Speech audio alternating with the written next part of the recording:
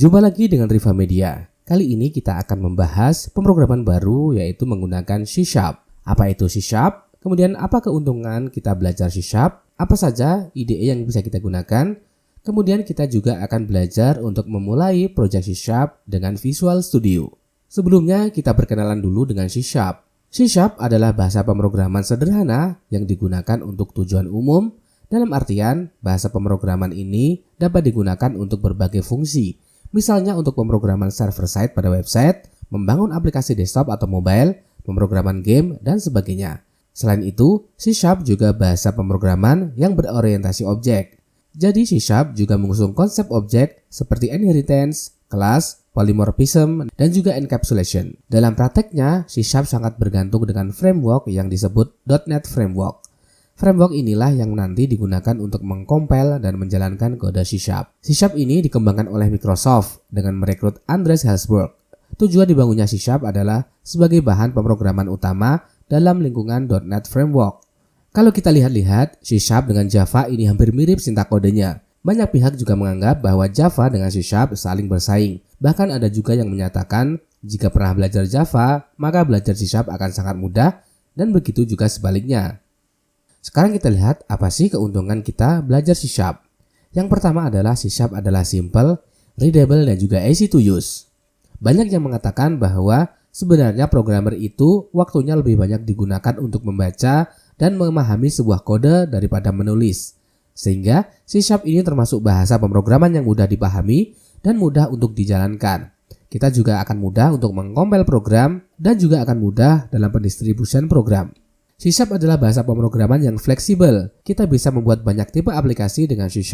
Contohnya, kita bisa membuat console application, kemudian kita bisa membuat desktop application menggunakan WinForm ataupun WPF, kemudian kita juga bisa membuat Windows Service, web service, dan juga web application dengan menggunakan ASP.NET Core dan juga Blazor.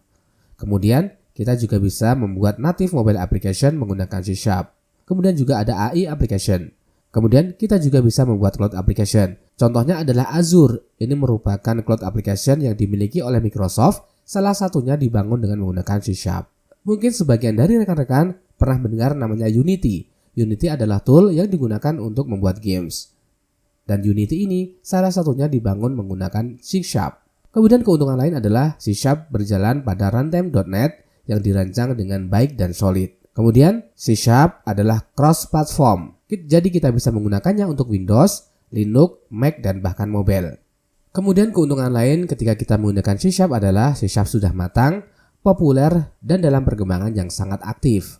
Kemudian C# adalah open source dan dipimpin oleh Microsoft. Siapa yang tidak kenal Microsoft? Microsoft merupakan rajanya software. Kemudian C# memiliki komunitas yang aktif dan bersemangat. Selain itu, C# adalah bahasa yang terdokumentasi dengan baik.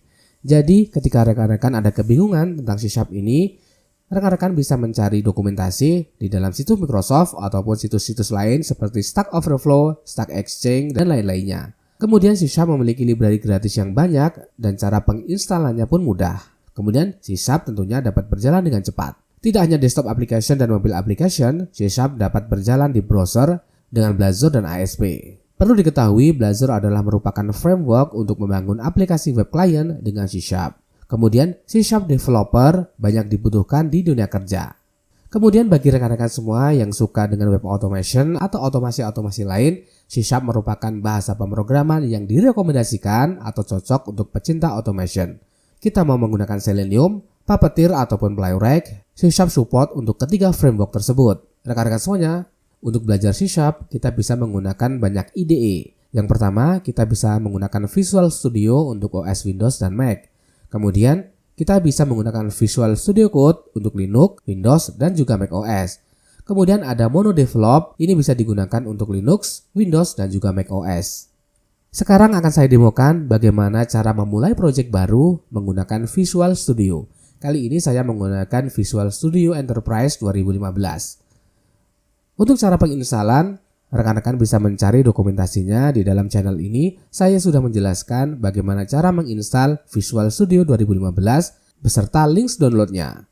Oke, untuk mengawali, silakan rekan-rekan semuanya klik pada bagian New Project atau rekan-rekan bisa klik pada bagian File, kemudian New Project. Kemudian, Kemudian untuk C#, kita pilih pada bagian Visual C# ini. Kemudian kita mau menggunakan platform apa? Di sini ada Windows Form, ada WPF Application, ada Console Application.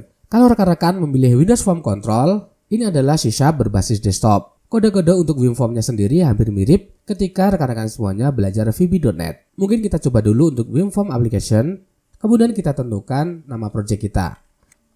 Kemudian kita OK. Oke, rekan-rekan semuanya, jika rekan-rekan semuanya pernah belajar VB.NET, maka tampilannya hampir mirip.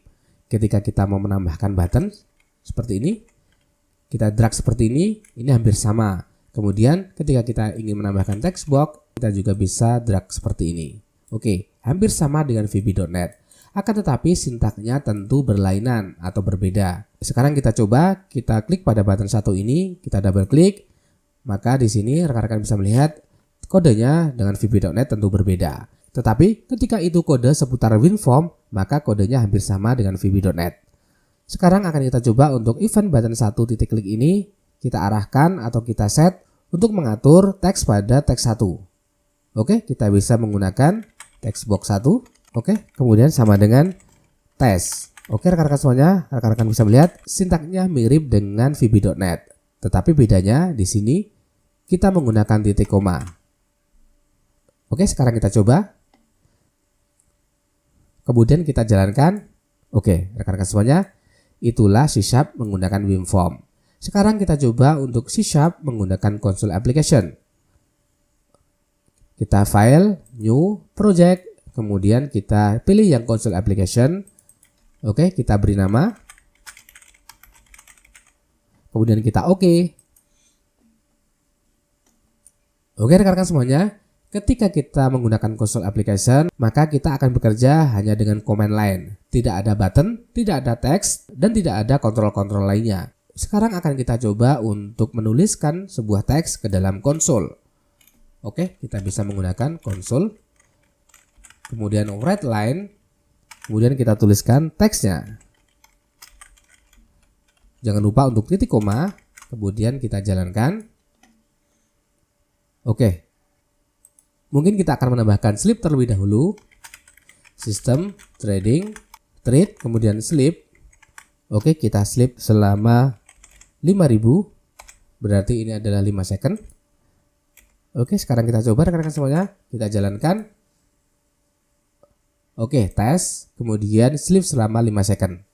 Oke, rekan-rekan semuanya, itulah bagaimana cara mempersiapkan project C# menggunakan Visual Studio. Untuk pembelajaran kali ini adalah dasar dari C#. Mungkin kita akan menggunakan Console Application dalam pembahasannya. Oke, rekan-rekan semuanya, mungkin hanya itu yang dapat kami berikan pada part 1 kali ini.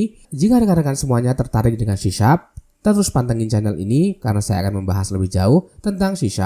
Oke, sampai jumpa di video selanjutnya. Tentunya jangan lupa untuk like, subscribe, share, dan nyalakan loncengnya agar rekan-rekan semuanya tidak ketinggalan ketika kami ada update materi yang terbaru.